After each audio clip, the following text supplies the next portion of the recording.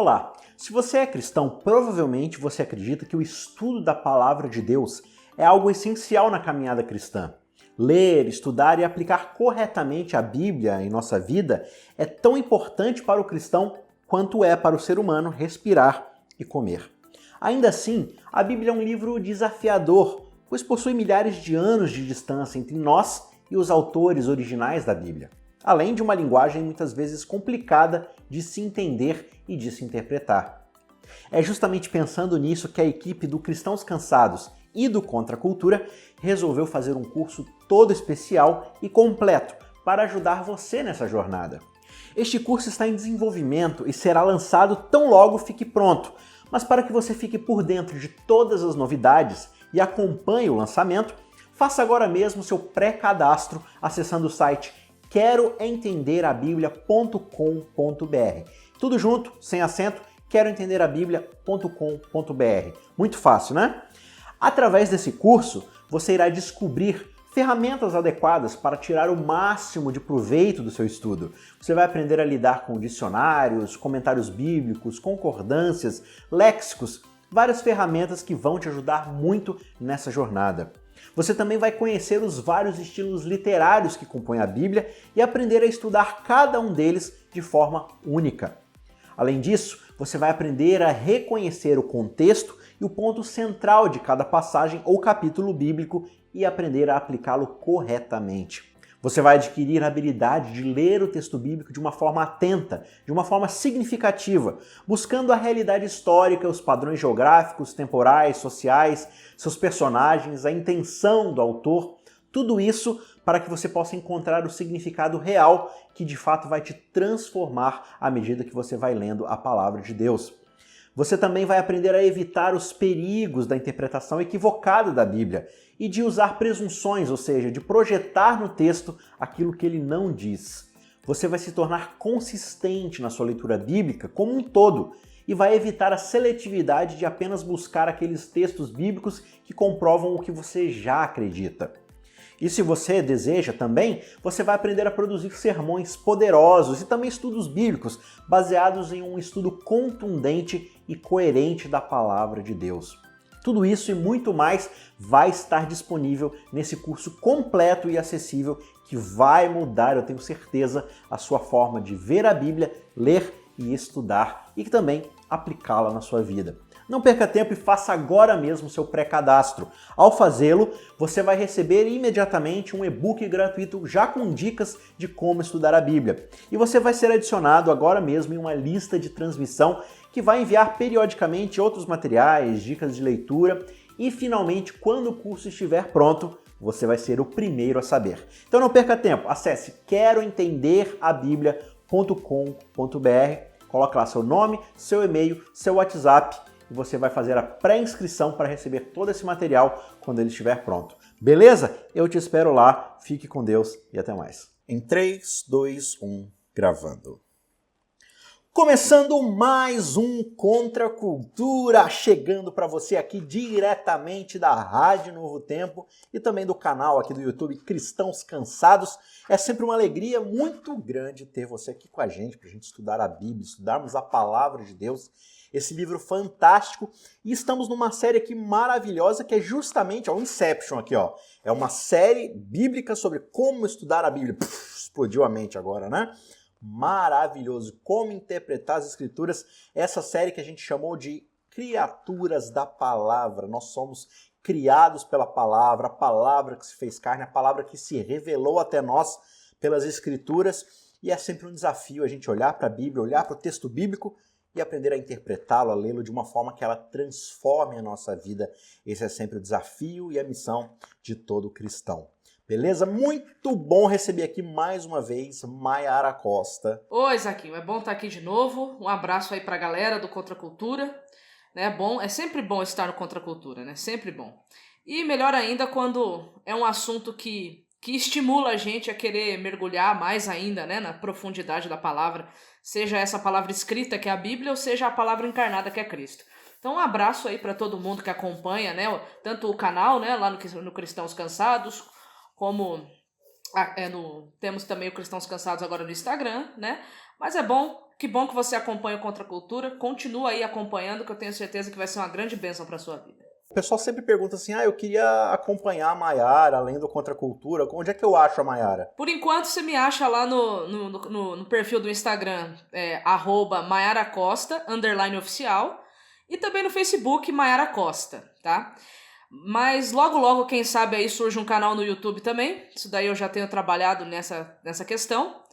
Mas por enquanto é no Instagram e no Facebook, e aí de vez em quando eu coloco lá uma live, ou eu faço algum vídeo, né? Ou eu posto algumas coisas interessantes lá para você também poder crescer aí na sua caminhada com Cristo e no conhecimento da palavra. Esses são os canais. Então fica a dica aí, você pode acompanhar a Maiara nas redes sociais.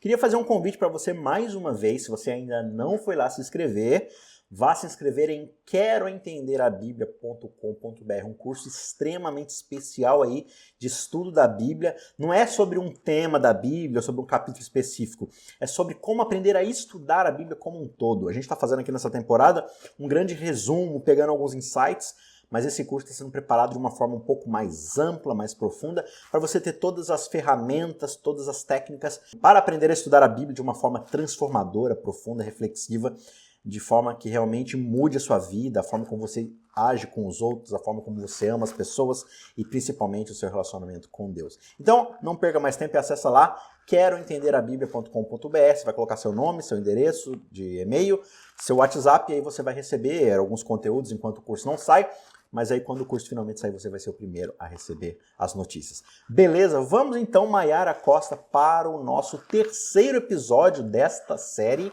que se chama Jesus de óculos. Jesus de óculos é bom, hein? Jesus usava uma lente para ler a Bíblia, ele usava um óculos para ler a Bíblia. Qual era esse óculos? Qual lente era essa, né? Você que está aqui no YouTube, eu estou de óculos aqui, e esse meu óculos ele me ajuda a ler as coisas.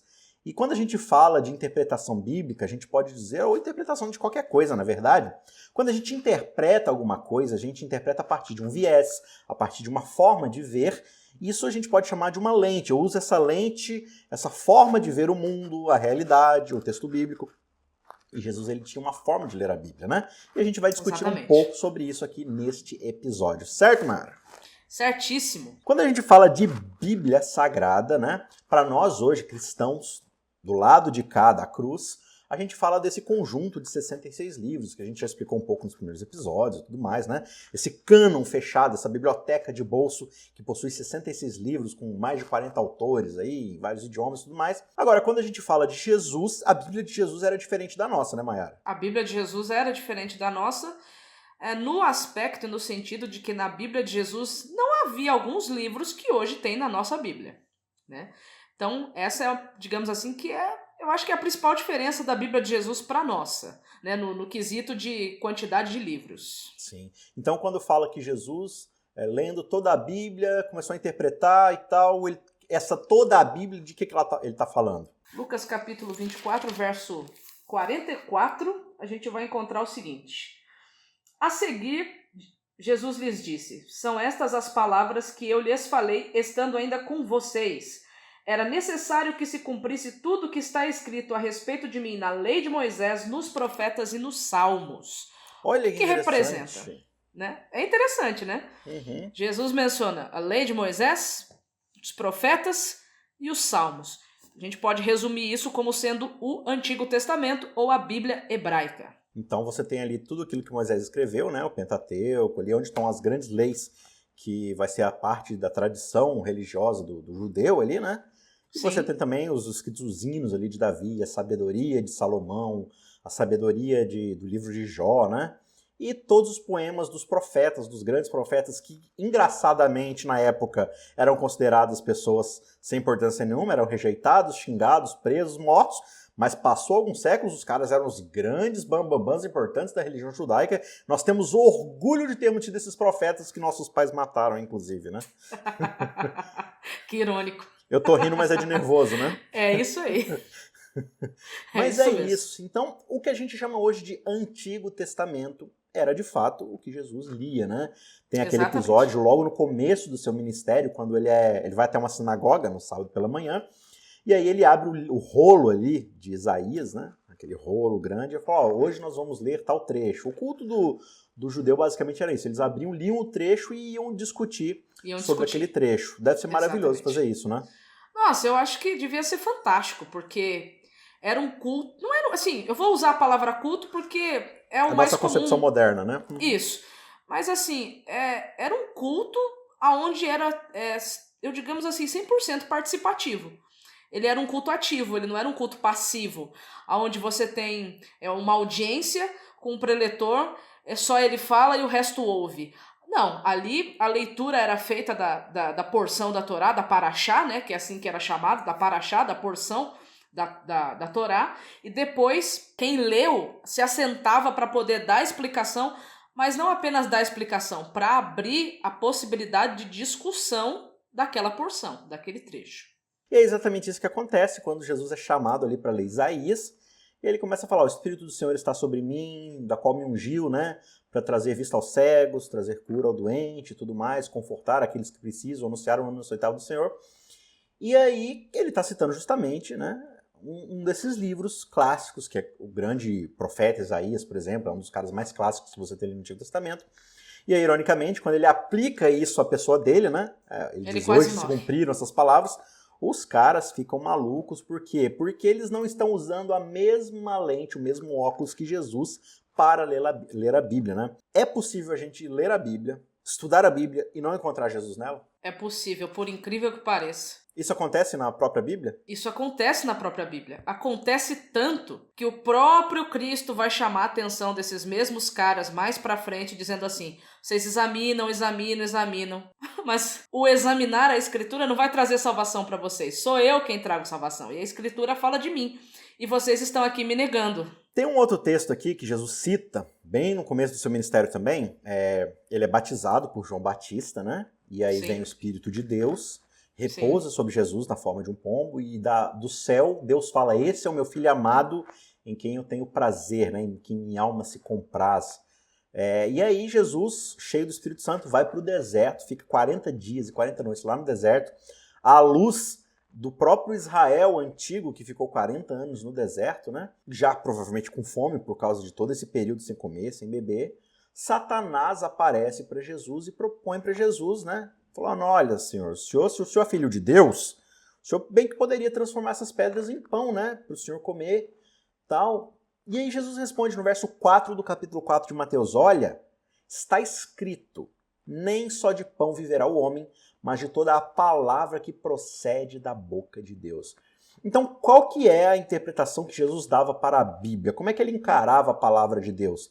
Ele encarava justamente como o senhorio, a propriedade do senhorio de Deus sobre a vida dele. Então ele falou assim, olha, mais importante do que a minha necessidade de comer ou de beber, está a minha necessidade de fazer a vontade de Deus, né? Exatamente. Seguir a sua palavra. Jesus está fazendo ali uma citação do Antigo Testamento, né? Interessante, assim, só a título de curiosidade mesmo, e um parênteses, né?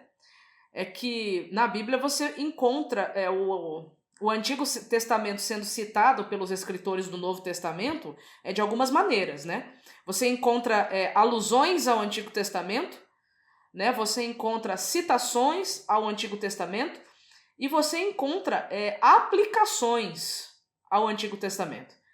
Então, você vai se deparar com o Antigo Testamento, por exemplo, no Novo Testamento, de muitas e muitas maneiras. Aí Jesus, por exemplo, ele está fazendo uma citação de algo que Moisés havia escrito lá em Deuteronômio, né? Lá no capítulo 8. Uhum. Exatamente. O pessoal justamente está nessa situação de ficar o tempo todo, ai, Senhor, cadê a nossa comida e tal, né? A gente tá com fome, papapá, 40 anos lá no deserto, mimimi, reclamando, chorando. E Deuteronômio é escrito para a próxima geração de israelitas, né? É verdade. Já lá no final, quando eles estão prestes a entrar na Terra Prometida, e aí Moisés fala, né, no capítulo 8 de Deuteronômio, aqui no verso 3, assim ele os humilhou e os deixou passar fome, mas depois os sustentou com maná, que nem vocês nem seus antepassados conheciam, para mostrar-lhe que nem só de pão viverá o homem, mas de toda palavra que procede da boca do Senhor. Ou seja, vocês precisam aprender que quando Deus fala, assim será.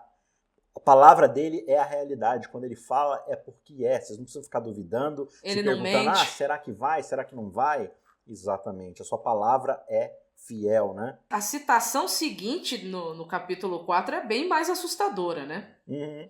Porque do capítulo 4, depois de acontecer isso aí, o próprio diabo começa a usar a Bíblia, né? É verdade, lê o verso 5 pra gente aí. Sim, olha só. Diz assim: Então o diabo levou Jesus à cidade santa, colocou-o sobre o pináculo do templo e disse: Se você é o filho de Deus, jogue-se daqui, porque está escrito: Aos seus anjos ele dará ordens a seu respeito, e eles o sustentarão nas suas mãos, para que você não tropece em alguma pedra. Ou seja, ele fez aqui, ele citou o Salmo 91. Uhum. E é intrigante, porque aí, e agora, quem é que está com a razão? Né? O nosso zelo religioso diz: o diabo está errado. Mas como é que a gente consegue comprovar biblicamente que ele está errado? Mas aí é que está o ponto. Por que a Né? gente fala que o diabo está errado? Só Não é porque o porque diabo ele é o falou diabo? está errado, é porque está dizendo que quem falou foi o diabo. Então a gente fala, se foi o diabo que Exato. falou, então está errado. Mas você já viu algum cristão fazendo uso de textos como esse da mesma forma que o diabo está fazendo? Exatamente. Não é o que está acontecendo agora? Eu vi, era isso que eu ia mencionar. Recentemente, as pessoas usando a Bíblia para incentivar os cristãos a serem presunçosos e chamando a presunção de fé. Exato, falando assim, olha gente, quem não vai para a igreja no tempo de coronavírus não tem fé, porque a Bíblia está escrito que o anjo do Senhor vai nos livrar da morte, então a gente tem que ir para a igreja, senão é falta de fé. Gente, mas não é a mesma interpretação que o diabo está fazendo? Exatamente. Mayara, deixa eu te falar uma coisa e eu espero que o pessoal que está nos ouvindo ouça. Ouça de verdade. Poucas coisas são mais diabólicas do que usar a Bíblia para provar os nossos próprios interesses. Isso é verdade. É verdade. Não é? É verdade. E o diabo faz exatamente isso. Ele cita a Bíblia com propriedade. Só que aqui entra a questão da interpretação, porque a gente geralmente tem essa questão, né? A gente olha para a Bíblia e fala assim, não, mas a Bíblia é um livro tão profundo. Lembra que a Vaned explicou isso no episódio passado? Não, a Bíblia é profunda, então ela tem vários significados, ela tem várias interpretações, então cada um que lê vai interpretar uma coisa. Peraí, mas quando alguém falou aquilo ali, ele tinha uma intenção, ele tinha um propósito. Então a gente não pode desconsiderar isso. Não pode cada um, lê aí e fala o que você entendeu. Então, só que aí é que entra essa questão. Ao mesmo tempo que a Bíblia é profunda e podem até existir escolas de interpretação diferentes para ela, nós não temos permissão divina para fazer isso. Então, o óculos, já que você está usando aí o óculos, né? Sim. O óculos que a gente tem que usar para interpretar a Bíblia não são os vieses interpretativos fora dela, mas ela mesma tem que se explicar, se interpretar. Porque senão, realmente, cada um vai interpretar a seu bel prazer, aí você vai ter centenas e centenas de ensinos. Se você for analisar o texto dentro do contexto, absolutamente falando, não tem nada a ver. Então, realmente, esse exemplo do diabo usando a Bíblia versus Cristo usando a Bíblia é excelente. Porque, assim, por isso que eu falei que a gente, no nosso zelo religioso, já acha que o diabo está errado porque é o diabo. Então, vamos piorar. Então, tira o diabo, coloca uma igreja, outra igreja, e agora? Quem é que tá certo, quem é que tá errado? Se o diabo aparecer pra você e falar assim, Deus é amor, ele tá errado? Não. Mas ele é o diabo. Pois é. Ele não é o pai da mentira? Não é porque é o diabo que falou que tá errado. É porque ele fez um uso equivocado. É a intencionalidade que estava por trás do uso daquele texto. Exato. Agora, Mayara, Jesus mostra pro diabo que a interpretação dele tá errada. Como é que Jesus faz isso? Jesus diz para ele o seguinte, olha, não senhor, não tentarás o Senhor teu Deus. Mas ele tira isso da imaginação dele? Jesus tira essa frase da cabeça dele? É mais uma citação que ele faz. Exato. É mais uma citação 6, que ele faz. Exatamente. Ele fala, olha, não, também está escrito, não põe à prova o Senhor teu Deus. Então o que Jesus faz? Ele não pega um verso isolado da Bíblia e fala, olha, para você interpretar um texto, você tem que levar em conta toda a Escritura, porque toda a Escritura é inspirada por Deus. Então, por que é importante a gente ter uma compreensão ampla da Bíblia, de todo o raciocínio bíblico? É interessante que a gente desenvolve uma cultura, né? Primeiro que aquela cultura nossa de, quem acha o verso bíblico mais rápido, aquelas brincadeiras que a gente fazia, né, no Jotá. Tudo bem, não tem nada de errado em você fazer essas brincadeiras, é legal. Mas isso, você achar a Bíblia muito rápido, um verso bíblico muito rápido, não te torna alguém que conhece a Bíblia. Você decorar um grande número de versos bíblicos, citá-los de cor, não te torna um conhecedor da Bíblia. Eu tenho certeza que Satanás deve saber toda a Bíblia de cor, né? Inclusive. Mais do que a gente. Você manejar bem a palavra da verdade, como escreveu Paulo para Timóteo, não é uma coisa tão simplista, ou seja, no sentido de fácil, né? Não é uma coisa assim tão simples de se fazer. Não é. Para você aprender a manejar bem a palavra da verdade, você precisa conhecer, você precisa estudar, entender o texto dentro do contexto né, do ocorrido, do porquê que aquilo foi falado naquele exato momento. Dá trabalho. Só que aí que tá o negócio, a gente não quer ter trabalho.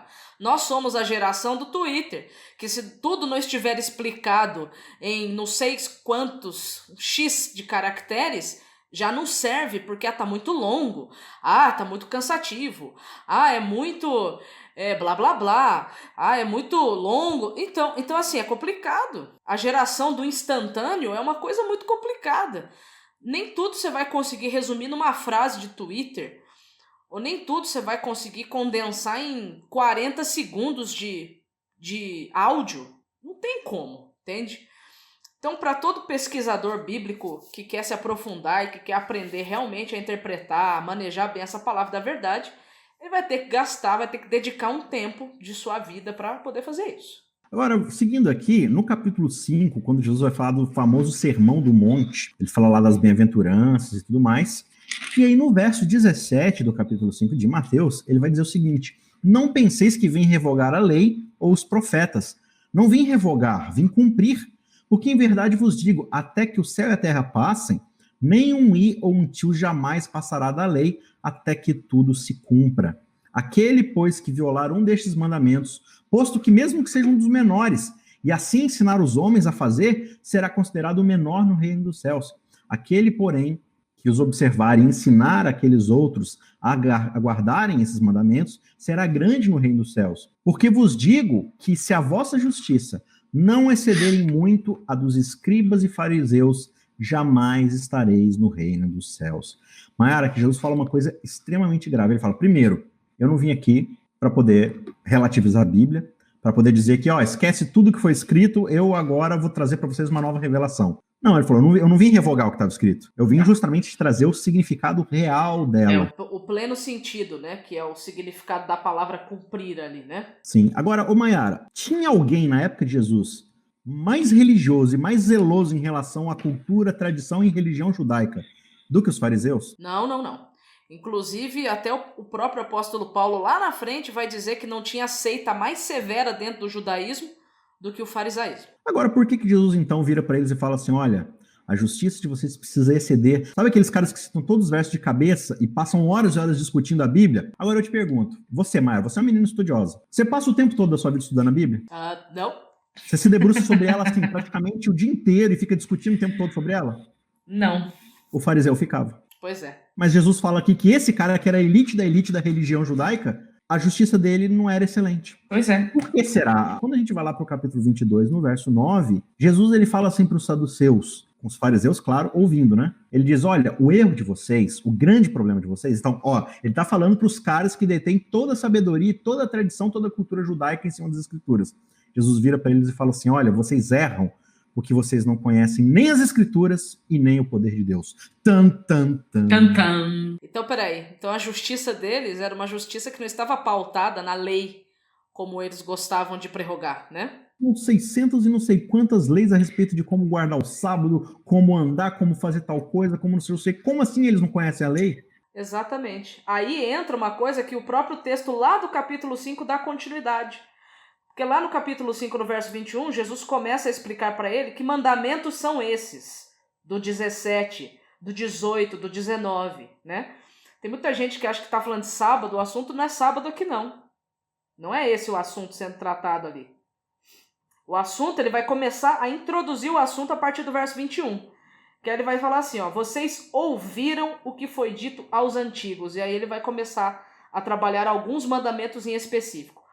Quando você lê na Bíblia assim, que nem nós lemos, que Jesus disse, está escrito, todas as vezes que você encontrar alguém falando assim, está escrito, é uma citação direta de algum texto do Antigo Testamento. Agora, isso aqui não, vocês ouviram o que foi dito aos antigos, Jesus ele não está citando aqui o Antigo Testamento. Jesus está citando aqui a tradição dos anciãos, que eram outras coisas que os judeus também aprendiam no seu processo de formação acadêmica.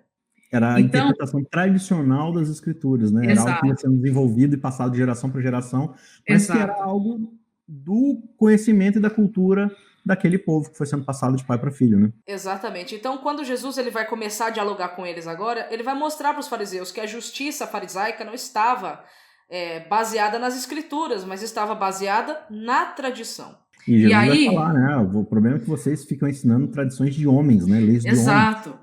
Tem algum problema na tradição? A tradição em si não tem problema. Agora, o problema é quando ela substitui a escritura. Aí a fé se torna uma Você fé coloca acima árida. dela, né? Exatamente. E era o que estava acontecendo. Se você ler Marcos capítulo 7, Mateus capítulo 15, Jesus lá vai afirmar que eles estavam colocando a tradição no lugar do mandamento, ou seja, no lugar da palavra de Deus, no lugar da escritura. E aí, voltando aqui para o capítulo 22, logo na sequência disso que Jesus fala, ó, o problema é que vocês não conhecem nem a escritura e nem o poder de Deus. Logo em seguida, os fariseus se aproximam de Jesus e alguém tenta lançar uma bola curva para ele, né? Tenta fazer uma pegadinha. Mestre, qual é o grande mandamento da lei, né? E Jesus responde, ele cita justamente o quê? Deuteronômio, de novo. E ele fala, olha, ame o Senhor seu Deus de todo o seu coração, de toda a sua alma, de todo o seu entendimento. Esse é o grande primeiro mandamento. E o segundo, semelhante a este, é ame o seu próximo como você ama a si mesmo. Destes dois mandamentos dependem toda a lei e todos os profetas. O que Jesus está falando aqui? Por que vocês não conhecem as escrituras? Porque o óculos, a lente que vocês usam para ler a Bíblia é a tradição humana. É toda a cultura que vocês desenvolveram. É um vício que vocês adquiriram desde Babilônia, de entender que se eu cumprir as leis fielmente à custa do meu amor e do zelo pelo próximo, Deus vai olhar com favor para mim, não vai me castigar, não vai deixar eu voltar para exílio. Mas não, qual que é a lente que você deve usar? Primeiro, ame a Deus acima de todas as coisas. E agora, se você ama a Deus acima de todas as coisas, qual é o olhar que você vai ter para aqueles que são sua imagem e semelhança? Essa é a segunda lei tão importante quanto a outra. Na então, verdade, para ler o Antigo Testamento, a lei e os profetas, você precisa dessas duas lentes, desse óculos aí que Jesus está usando. Na verdade, ali é uma relação meio que de causa e efeito, né? Porque se você observar, Jesus ele vai trabalhar o amor, o que é o amar a Deus, ele vai trabalhar em 3 dimensões. Coração, alma e entendimento. Ou seja, é um amor que ele não é algo que é irracional, ele não é algo que é meramente sentimental, mas ele é uma decisão. É uma decisão que você toma, é uma questão de consciência. Eu tenho que amar a Deus conscientemente, com todos os meus pensamentos, com todos os meus sentimentos, com toda a minha racionalidade. É assim que eu tenho que amar a Deus. Aí esse amor, essa forma de amar a Deus, ela vai transformar a minha forma de me relacionar com as pessoas. Porque a minha leitura de mim mesmo vai ser uma leitura diferente. Eu vou fazer uma leitura minha a partir da forma como Deus me enxerga. E aí Deus me ajudando eu a me enxergar, eu consigo também enxergar o outro como imagem e semelhança de Deus, assim como eu. Então você percebe que o amor ali ele é algo muito mais profundo, né? Infelizmente a gente chegou aqui ao final do programa, mas eu aconselho você a estudar com mais calma o capítulo 24 de Lucas, né? Que Sim. É bem interessante porque Jesus acaba de ressuscitar e alguns discípulos estão na estrada de Emaús, caminhando ali, tristes porque o mestre deles morreu. E aí ele pergunta, sem os discípulos o reconhecerem, né? Por que vocês estão tristes? Eles falam, a gente achou que esse tal Jesus aí era o Messias e tal, mas infelizmente ele morreu. E Jesus fala assim, gente, vocês não estudaram a Bíblia? Não estava escrito justamente o que ia acontecer, né? E olha que interessante, Mayara, não era mais fácil Jesus ter revelado toda a sua glória e os anjos atrás dele para os discípulos acreditarem que ele ressuscitou? Pois é. Mas é isso que ele faz? Não, ele usa aquilo que já está revelado, né? Ele vai lá no verso 27 e diz, e começando por Moisés e passando por todos os profetas, expunha-lhes o que a seu respeito estava escrito nas Escrituras. Ou seja, a lente que Jesus usa é o amor a Deus acima de todas as coisas e ao próximo, e ele como lente para se ler as Escrituras. Você precisa ler as Escrituras tentando entender quem é Cristo, porque é Cristo que revela o que é o amor de Deus. Não caia nesse erro de pegar o que a gente chama de amor na cultura moderna, que é mais para paixão, mais para desejo, mais para erotismo, e achar que isso é amor, é aceitação de todo erro, de todo problema, é conveniência, né? É condolência. Não, é esse amor sacrificial, esse amor que serve a Deus acima de todas as coisas e sacrifica pelo próximo. É esse amor, é esse Cristo que nos revela quem é o Pai, e a partir dessa lente que é Cristo que a gente coloca para poder olhar para a Bíblia e interpretá-la corretamente. Porque Jesus, ele está de A de Gênesis até Z de Apocalipse, ele está lá na Escritura sendo revelado. Então, que você leia a Bíblia com essa lente. Certo, Mayara? Certinho. Gente, muito obrigado mais uma vez e a gente espera você no próximo episódio. Vai ser muito bom. Até lá.